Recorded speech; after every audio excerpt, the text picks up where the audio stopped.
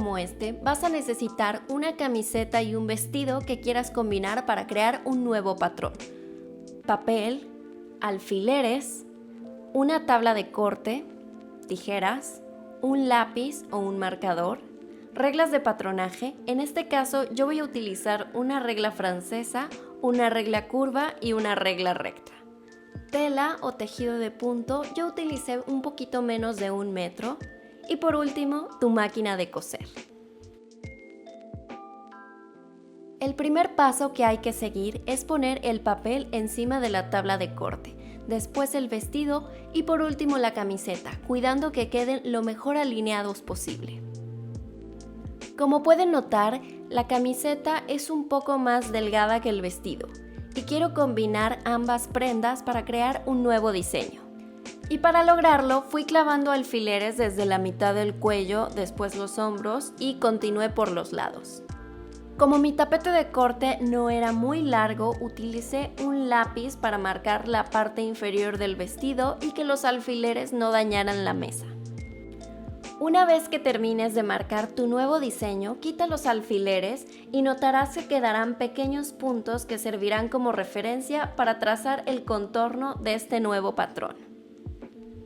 Yo te recomiendo utilizar las reglas para trazar las curvas y que queden más prolijas. Sin embargo, si no tienes reglas de este tipo, también puedes utilizar simplemente un lápiz o un marcador, intentando que las curvas queden lo mejor posible.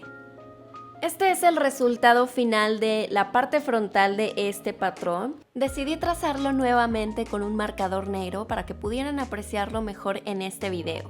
Y después doblé el papel a la mitad para cortarlo. Aunque yo utilicé tijeras, también una muy buena opción puede ser un cortador rotativo, el cual ayudará a que la simetría de este patrón sea mucho mejor. Y finalmente nos tienen que quedar 2 piezas como esta, una para la parte de enfrente y otra para la parte de atrás. Y estas piezas las vamos a cortar en el tejido de punto para que nos quede de esta forma. Lo siguiente que hay que hacer es coser estas piezas comenzando por los hombros y después por los costados. Para coser estas piezas yo utilicé una máquina overlock o también conocida como remalladora. Si tú no tienes este tipo de máquina, no te preocupes, también puedes utilizar tu máquina de coser ajustando la puntada en zigzag. Este tipo de puntada es perfecta para tejidos de este tipo.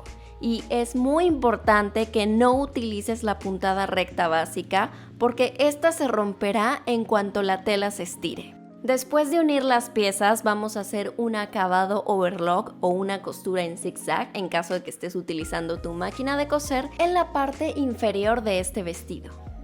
Y así es como tiene que quedar. Ahora vamos a hacer los acabados de los hombros y también del cuello utilizando una tira del mismo tejido que mida aproximadamente 2.5 centímetros de ancho. Y esta tira hay que coserla por todo alrededor dejando un margen muy pequeño, un poquito mayor a medio centímetro o 1/4 de pulgada.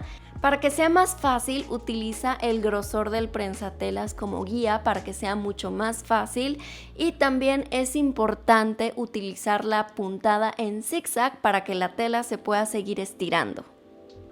Al terminar, tienen que quedar 2 extremos como estos, los cuales también hay que coser y después cortar un poquito el sobrante para rebajar el exceso de tela. Después abrí la tira de tela e hice una puntada muy cercana al borde de la costura, como pueden ver en el video. Asegúrate que el sobrante de tela del reverso y también las costuras queden del lado de la tira de tela. Después hay que doblar la tira de tela hacia adentro para crear un acabado lindo y esto lo vamos a hacer tanto en la parte de los hombros como en el cuello de este vestido. Es un poco complicado y hay que hacerlo despacio para que no nos salga mal, porque la tela se estira y también el doblez resulta algo estrecho. Sin embargo, con un poco de práctica y paciencia, estoy segura que te puede quedar muy bien. El resultado tiene que ser algo así. Por último, queda el dobladillo. Yo lo hice de 2.5 centímetros doblando la tela hacia adentro y después haciendo una costura en zigzag.